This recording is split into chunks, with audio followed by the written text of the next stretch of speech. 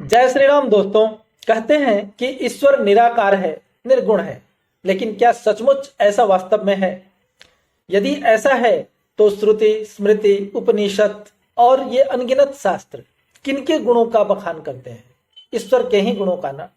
क्या निर्गुण होना गुण नहीं है, या निराकार कोई आकार नहीं है? कहीं ऐसा तो नहीं कि निराकार और निर्गुण कहकर हम उनके गुणों को और उनके आकार को संक्षेप में कह डालते हैं। तो इसी विषय पर मेरी यह रचना है, कौन कहता है कि वह निराकार है। स्पष्ट है कि मेरा मानना है कि ईश्वर ना तो निराकार है, ना ही निर्गुण। तो कैसे, आइए मैं अपने तर्क इस कविता के माध्यम से आपके समक्ष प्रस्तुत करता हूं। तो श्री गणेश करते हैं। कौन कहता है कि वह निराकार है?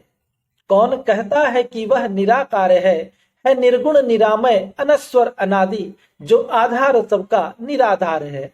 कौन कहता है कि वह निराकार है?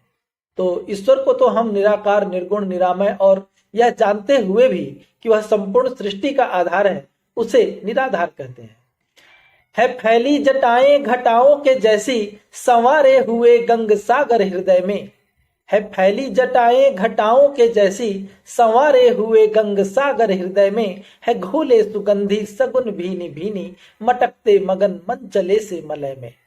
सघन घन जटाओं से आता है छन छन, सघन घन जटाओं से आता है छन छन।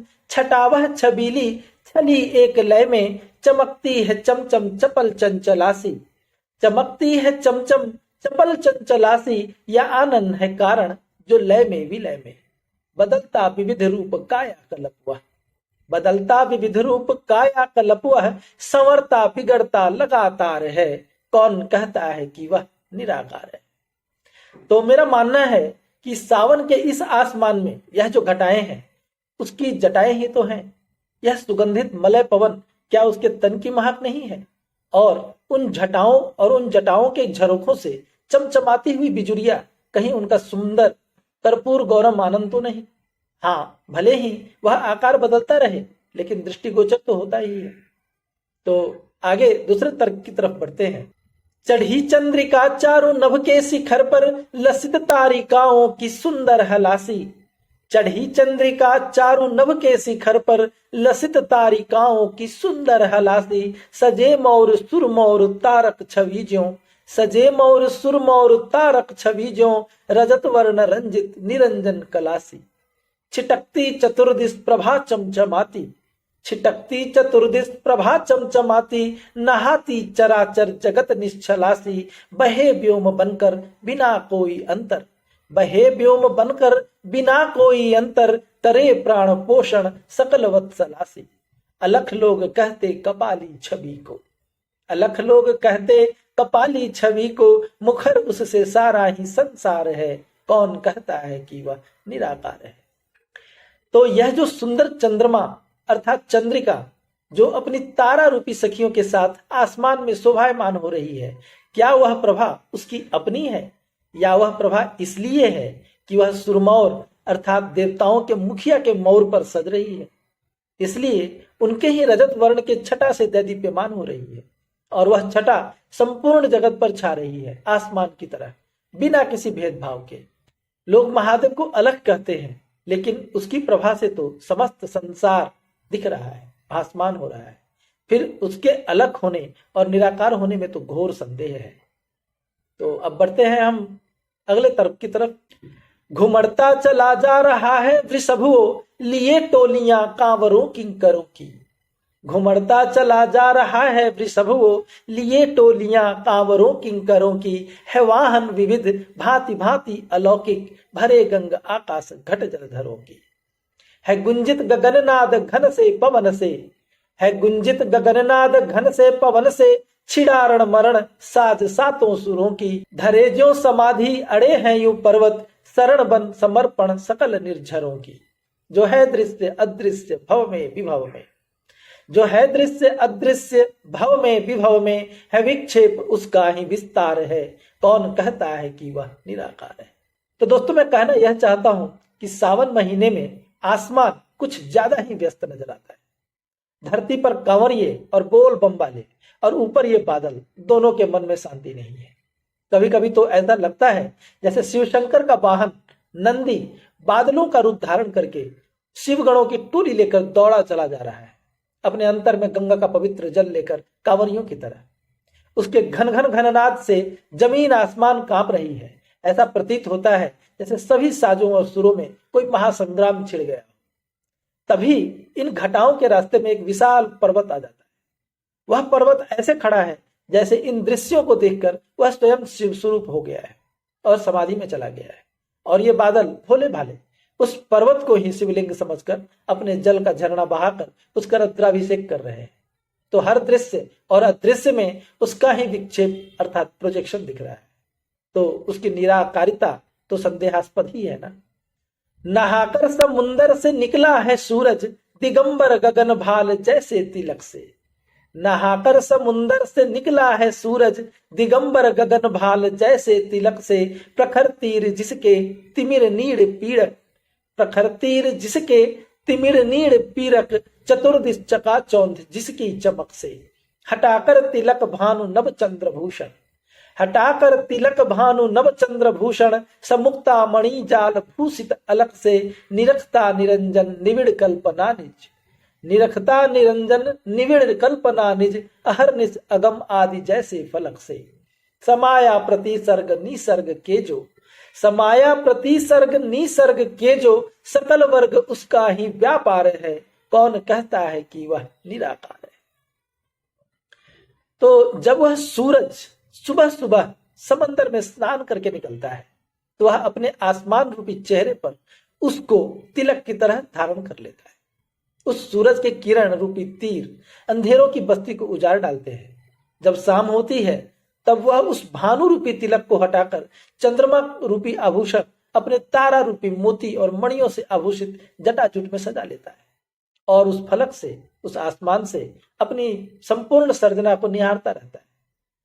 तो जो इस निसर्ग अर्थात प्रकृति के हर सर्ग हर वर्ग में समाहित है वह निराकार या निर्गुण कैसे हो सकता है। तो चलिए देखते हैं अगले तर्क को। सकल सर्जना है शिवाला जगत यह है, काया कलेवर पशुनाथ शंकर। सकल सर्जना है शिवाला जगत यह है, काया कलेवर पशुनाथ शंकर। है शिवगण चपल चंचला मन चिरंतन, है शिवगण चपल चंचला मन चिरंतन, रहे शिव के सानिध्य में जो निरंतर। परम प्राण जिसकी उमा आत्मा है, परम प्राण जिसकी उमा आत्मा है, बहेपन के जो चेतना बाह्य अंतर। सकल कर्म शक्ति शिवा शिव की भक्ति, सकल कर्म शक्ति शिवा शिव की भक्ति। विगत उससे है कौन अंतर अनंतर। वो है एक हर एक में सुसमाहित, वो है एक हर एक में सुसमाहित। सकल सृष्टि उसका ही परिवार है, कौन कहता है कि वह निराकार है। तो मेरा तो मानना है कि यह जो अखिल सृष्टि है वह एक शिवाला है। यह जो काया है वह वही शिव है। इस काया के मोह में ग्रस्त जो यह मन है, जो सदा सर्वदा इस शरीर के ही बारे में मनन करता रहता है, वह शिव के गण है। और जो चेतना बनकर हमारे बाहर और अंदर घूम रही है, जो इसका प्राण है, वह कोई और नहीं बल्कि माता उमा है, पार्वती है। हम जो भी कार्य करते हैं वही उस सदाशिव की भक्ति है और इसका अपवाद कोई भी नहीं है।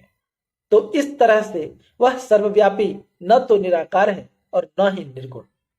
तो इतने तर्कों के बाद तो आपको भी मेरी बात पर विश्वास हो गया होगा। यदि अब भी नहीं हुआ विश्वास तो करता हूं अंतिम प्रयास। अब तक जो कहा उसका सार बताते हुए इस कविता का उपसंहार करता हूं। समेटे सकल आकृति विकृति को, भुलाया स्वयं का ही आकार है जो। समेटे सकल आकृति विकृति को, भुलाया स्वयं का ही आकार है जो। समाहित किए सद्गुणों दुर्गुणों को, समाहित किए सद्गुणों दुर्गुणों को। अगुण है सकल गुण से आगार है जो। है कारक वही कर्म करता वही है कारक वही कर्म करता वही है।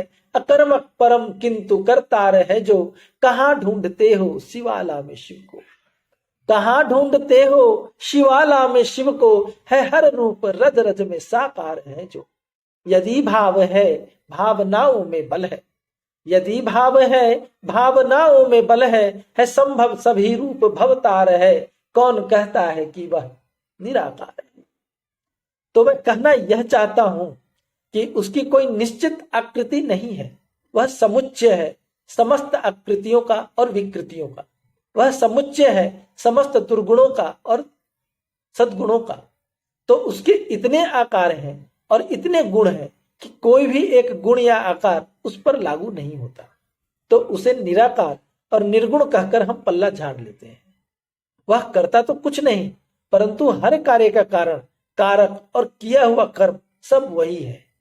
तो ऐसे महादेव को, परम पिता को किसी एक स्थान पर, किसी शिवाला में ढूंढने से क्या लाभ? वह तो हर जगह साकार खड़ा है। बस उसे देखने के लिए हृदय में भाव होना चाहिए और वह भाव बलवान होना चाहिए। तो उस संभव का दर्शन हर जगह संभव है। देखता है कवि नित उसे कल्पना में, देखता है कवि नित उसे कल्पना में, हाँ बदलता नया नित्य आकार है, कौन कहता है कि वह निराकार है। तो दोस्तों, मेरी यह कविता यहीं पर समाप्त होती है।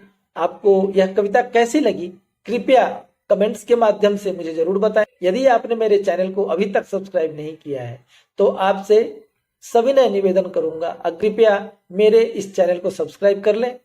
हर हर महादेव, जय श्री राम।